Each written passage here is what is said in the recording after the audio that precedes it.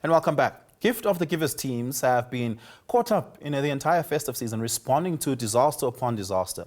Fires in Khayelitsha and Du Noon, as well as a water crisis in Knysna, are but a few of the crises that required emergency response and relief. Gift of the Givers spokesperson Sablay joins us now to reflect on the responses in the recent spate of disasters and support required by emergency response groups and communities across the country.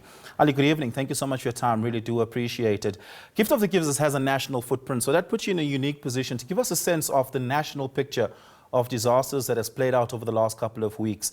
Can you give us a sense of just how busy the organization have been?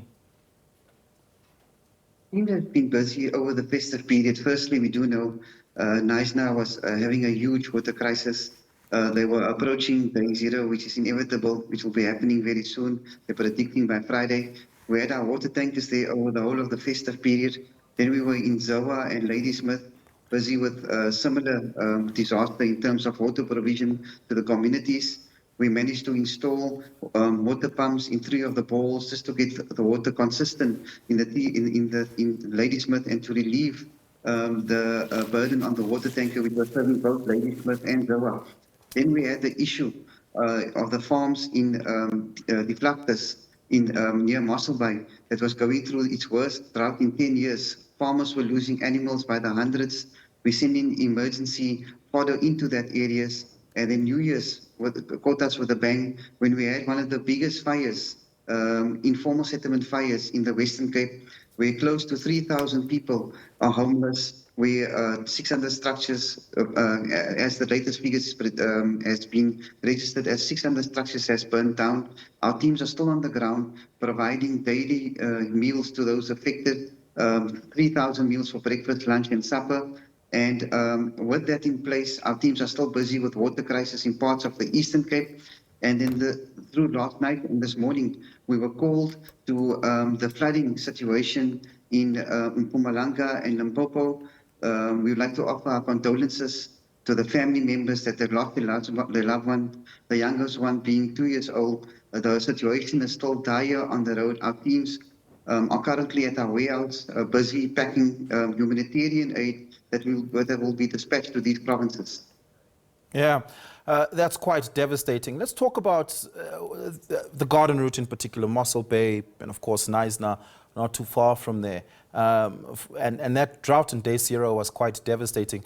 My understanding was at the time, and I had spoken to the garden route authorities there, that a borehole was being drilled, at least several boreholes were being considered in the area. Has that drought and at least that water shortage and crisis been overcome in that area? The town is facing a huge crisis at the moment. You know, there was supposed to be 7 boreholes drilled. It has not been drilled yet. We do know the municipality said that is in the pipeline.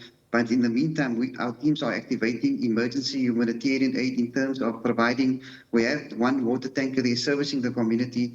We brought in additional 2 water tankers. We have 50 by 5,000 liter Jojo tanks coming in to assist and be placed in various strategic parts of the municipality district. Priority will first be given to hospital and clinics, because the last thing we want is interruption in healthcare. And then we'll be installing some Jojo tanks at schools, so there's no interruption to the school calendar. And then, of course, in various parts of the community, because the water restriction level is currently standing at level 4, but it will be increased there afterwards. Houses will only be allowed 50 liters of water per day. And if day zero arrives and taps are dry, at least these Jojo tanks will provide water to these communities. And this is not the only municipality calling for assistance. We received many other calls from municipalities around the Knysna area, informing us that dams are also running critically low and will be on standby to assist them as well. So we have put in a strong team in place, a team that has dealt with a similar situation in the Western Cape in 2017, as well as other parts of the country, including the Eastern Cape and the Free State. Ali, let's for a moment focus on those fires that were taking place in the Winelands region. To what extent did Gift of the Givers get involved in assisting communities there?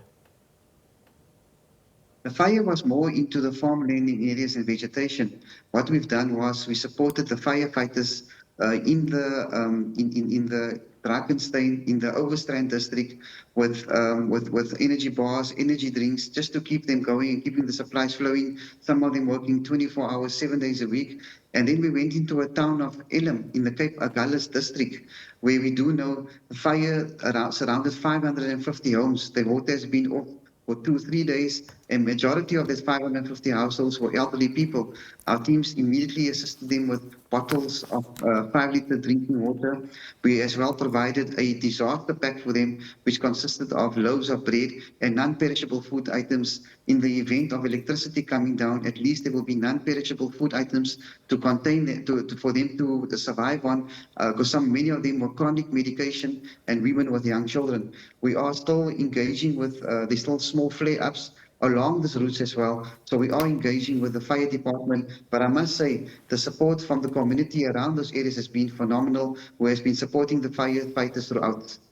Yeah, and of course, the northeastern part of the country has been of great concern over the last 3 days, with Limpopo and Mpumalanga experiencing severe floods. Parts of Limpopo are just completely inaccessible, with local emergency response services unable to reach certain parts.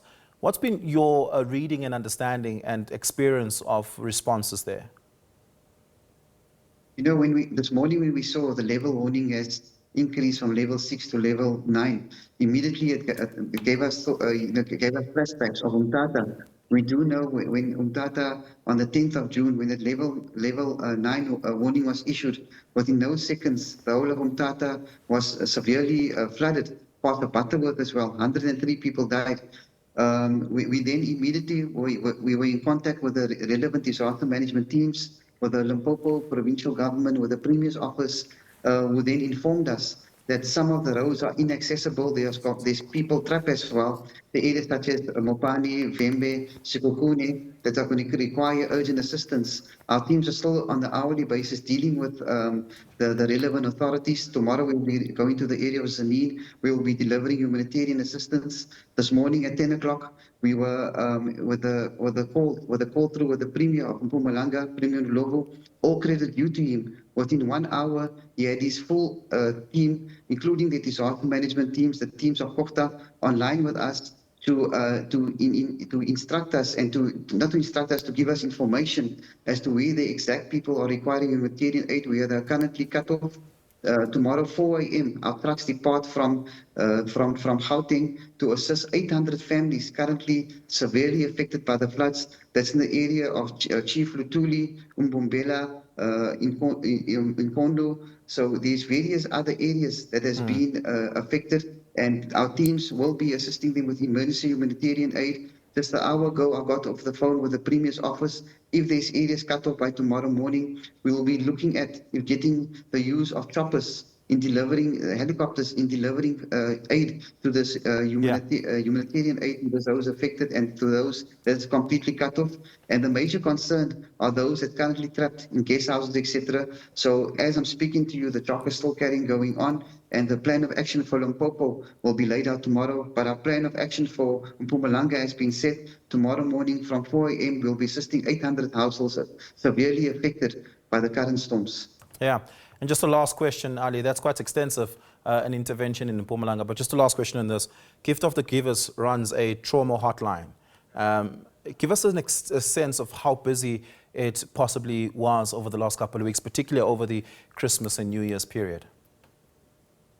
You know, our phones has been ringing non-stop in the early hours of the morning, 2 o'clock, 3 o'clock, 5 o'clock, where not only officials trying to get hold of us, but fire victims and flood victims themselves, informing us what's the current situation on the ground. And as we do know, as the weather changes, communication becomes very bad. But we are appealing to residents to exercise extreme precaution. We do know that 2-year-old child that died this morning, the mother was crossing a stream and the mother did not know the child was following her.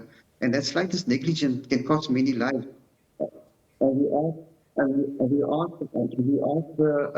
we ask the relevant people as well to take heed of the local authorities when they issue that call to not be out on the road or to not leave your homes. There's a reason why they are saying that, and we've seen in Umtata firsthand the level of destruction at level 9 where the warning can cause in communities. Yeah, yeah. Ali, thank you so much for that. Really do appreciate it. And thank you so much for your work. It is a thankless job that the country desperately needs in the hour of their most need. Ali Sablay is the spokesperson for Gift of the Givers.